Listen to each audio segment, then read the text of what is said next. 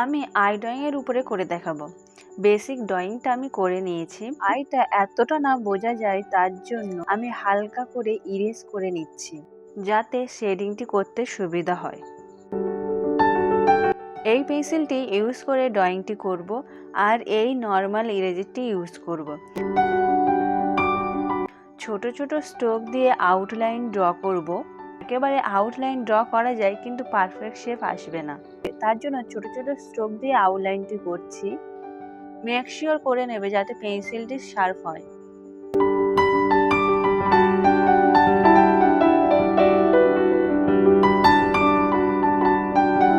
Shading করার সময় একদম লাইট প্রেসার সার্কুলার মোশনে ইউজ করতে হবে। এইভাবে ভালো লাইট শেড আসে পেন্সিল দূর থেকে ধরলে। পেন্সিলে যখন শেডটা করবেন, যদি সার্কুলার মোশন করে থাকে তাহলে সার্কুলার মোশনে করতে হবে, আর যদি হেচিং করে থাকেন তাহলে হেচিং মোশনেই করতে হবে। কিন্তু যদি দুটো একসাথে করেন তাহলে শেডিং ভালো হবে না। যেটা করতে হবে একটাই করতে হবে।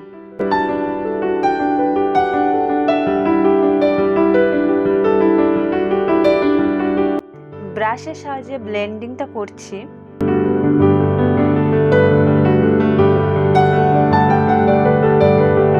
এবারে আইয়ের উপরের দিকে শেড করছি সার্কুলার মোশনে।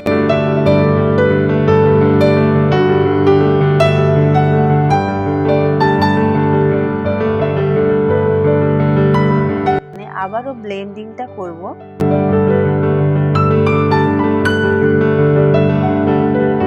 কতটা ড্র করবো তার জন্য আমি টেপটা লাগিয়ে নিচ্ছি। আই কর্নার কতটা হবে সেটা মেজার করে নিলাম। এবার আইবলটা শেড করছি এই সার্কুলার মোশনে সেম পেন্সিল দিয়ে।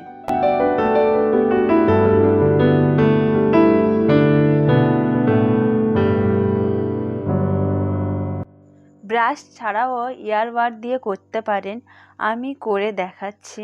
ইয়ারবাডের মধ্যে পেন্সিলের যে এক্সট্রা পার্টিকেল লেগে গেছিলো সেইটা দিয়ে আইয়ের ভিতরটা শেড করে নেব।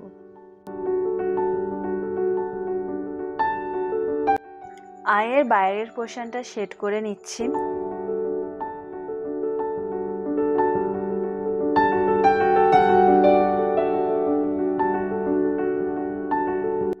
আবারও ইয়ারবাড দিয়ে ব্লেন্ড করছি।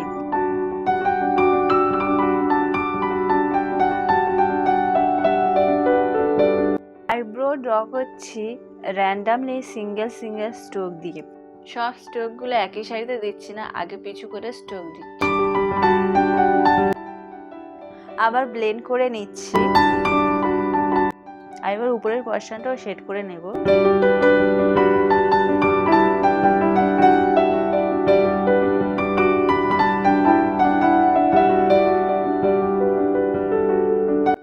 আবারও ব্লেন্ডিংটা করব।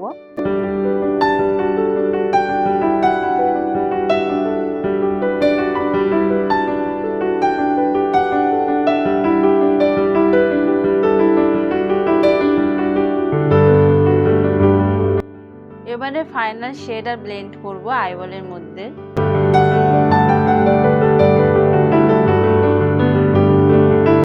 ভালো করে শেডগুলো বোঝা যায় তার জন্য ক্যামেরাটা ঘুরিয়ে নিলাম। আবার ব্লেন্ড করে নিচ্ছি।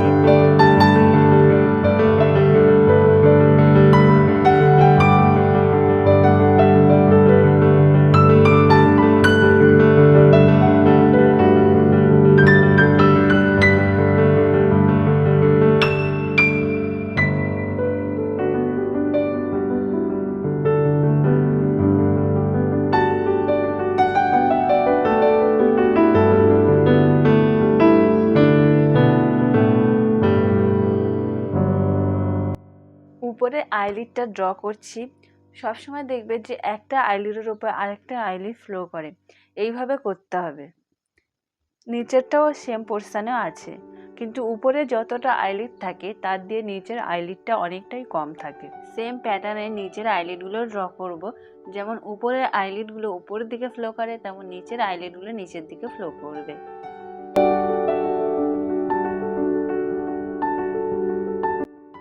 আবারও আইব্রো ড্র করব। সবগুলো কিন্তু একই পোর্শনে যাবে না, উপর নিচে করেই যাবে, ঠিক এইভাবে।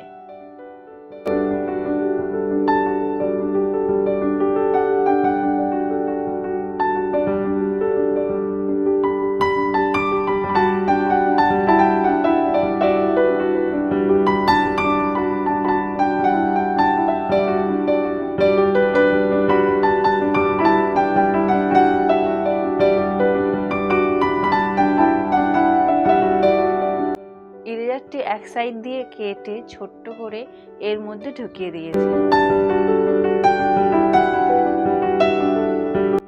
যাতে ইরেজ করতে সুবিধা হয়। এবার হলো হাইলাইটের সময়। হাইলাইটটি করব আইবলের উপর ও নিচে, আই কর্নারে।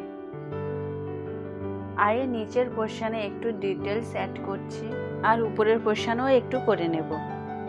এবার টেপটা তুলে দেখা যাক কেমন হলো। আর আপনারাও বলুন, ভালো লাগলে সাবস্ক্রাইব করুন।